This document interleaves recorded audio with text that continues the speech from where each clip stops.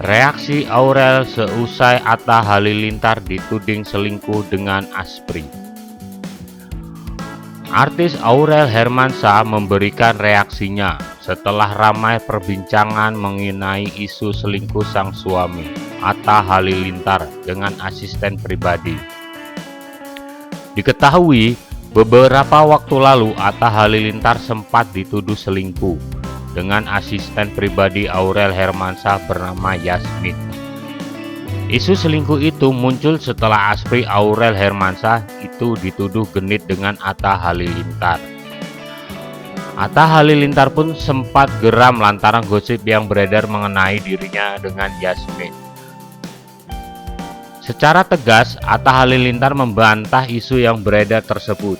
Ia pun melakukan klarifikasi di laman YouTube-nya tersebut. Yasmin itu nggak genit, aku juga pernah baca komen di aku. Ini gini, kok asistennya papata cewek nggak boleh? Dia tuh bukan asisten aku.